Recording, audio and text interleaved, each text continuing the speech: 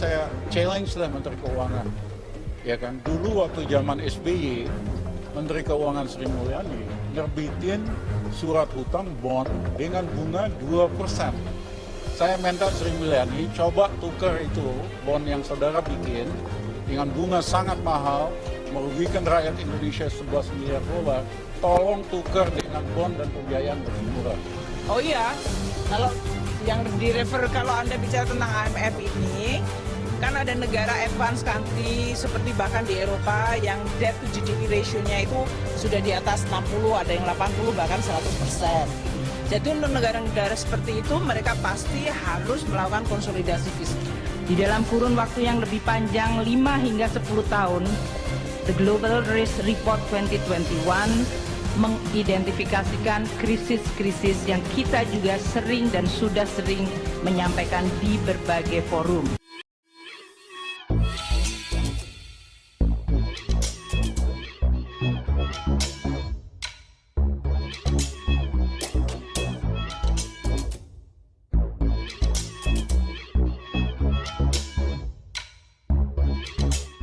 Tonton video ini sampai selesai agar Anda tidak gagal paham.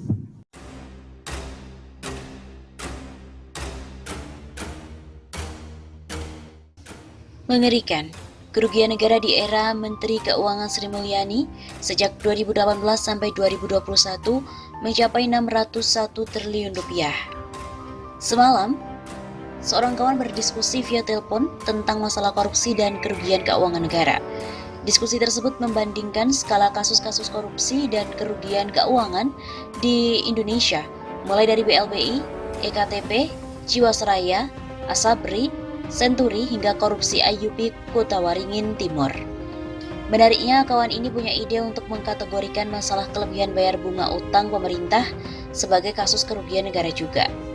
Apakah masalah kelebihan bayar bunga hutang itu adalah sebuah masalah? Masalah kelebihan bayar bunga utang sudah sering disampaikan oleh ekonom senior Dr. Rizal Ramli atau RR di berbagai kesempatan pada publik.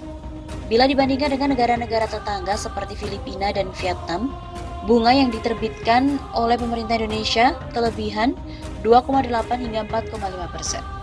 Padahal, dulu ketika era Menteri Keuangan Agus Martowardoyo pada tahun 2010 sampai 2013, yield surat utang sempat turun hingga 0,5 sampai 1% di bawah Filipina dan 2,7 sampai 5,5% di bawah Vietnam.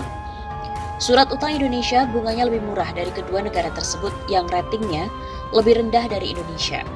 Kebijakan Menteri Keuangan Agus adalah kebijakan yang nurture dan benar. Bunga surat utang Indonesia memang harus lebih murah dari negara yang ratingnya lebih rendah. Di bawah ini adalah perbandingan yield surat utang tenor 10 tahun pemerintah Indonesia dan ketiga negara saat ini di bawah Menteri Keuangan Sri Mulyani. Artinya bunga surat utang pemerintah Indonesia kemahalan, sehingga beban pembayaran bunga utang kita ini meningkat setiap tahunnya. Keseimbangan primer, selisih antara pendapatan negara dan belanja negara tanpa pemasukan dari beban bunga utang meningkat semenjak 4 tahun terakhir. Dr. Rizal Ramli juga sudah sering memberikan solusi alternatif untuk mengurangi beban bunga surat utang Indonesia yang terlalu mahal ini. Caranya adalah dengan melakukan metode debt swap atau debt to nature swap. Debt swap adalah menukar surat utang berbunga mahal dengan surat utang yang berbunga lebih murah dan tenor lebih panjang. Sedangkan debt to nature swap adalah pengurangan utang yang ditukar dengan kewajiban pelestarian hutan.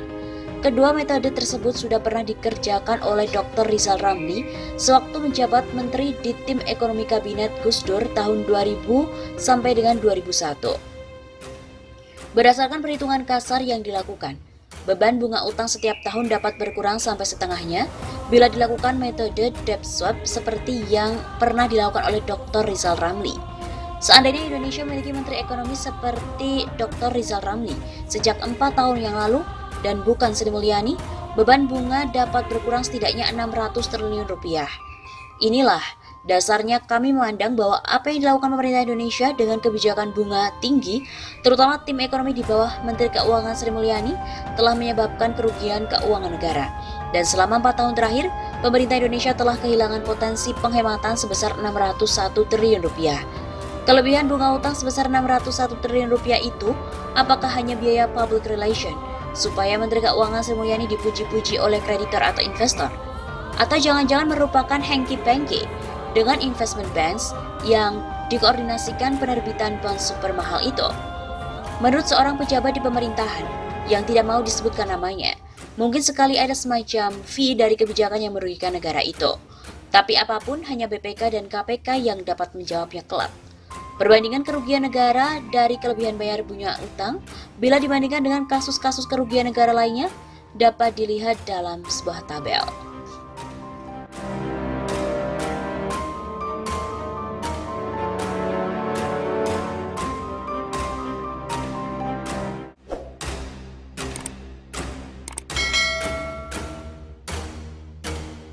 Rizal Ramli ingatkan bahwa kehadiran IMF bisa lengserkan Jokowi. Tokoh nasional Rizal Ramli RR mengingatkan pemerintah bahwa kehadiran IMF bisa lengserkan Jokowi. Dengan membujuk Soeharto undang IMF, Wijoyo ceburkan Soeharto ke krisis multidimensi. Apakah sejarah akan berulang dengan SMI minta tolong ke IMF? Dengan menolak resep IMF, Mahathir membuat Malaysia nyaris tidak krisis. Tegas RR, Menko Equine era Presiden Gus Dur. Terkait dengan perkiraan pertumbuhan ekonomi tahun 2021 yang bakal memble, tidak ikut skenario pemulihan normal dengan garis biru, tapi bakal ikut skenario pemulihan memble, karena kebijakan ekonominya terbalik, tidak memompa daya beli menengah bawah, Imbu RR. Sejarawan JJ Rizal juga menambahkan, belajar dari proklamator Bung Hatta, kurang cerdas dapat diperbaiki dengan belajar. Kurang cakap dapat dihilangkan dengan pengalaman, namun tidak jujur sulit untuk diperbaiki.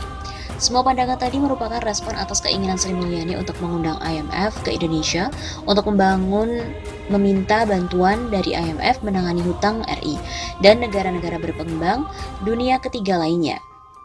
Kegemaran Sri Mulyani dalam menumpuk utang dinilai semakin menjadi-jadi. Belakangan Sri Mulyani juga menerbitkan surat utang negara (SUN) untuk menutupi shortfall penerimaan pajak tahun lalu sebesar 128,9 triliun rupiah. Sementara dari target sebesar 1.198,82 triliun rupiah, realisasi penerimaan pajak tahun lalu hanya sebesar 1.069,9 triliun rupiah atau 89,25%.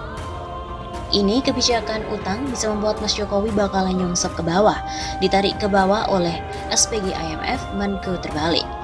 Ujar Begawan Ekonomi Rizal Ramli di Jakarta ditulis pada hari Minggu 2 Mei kemarin.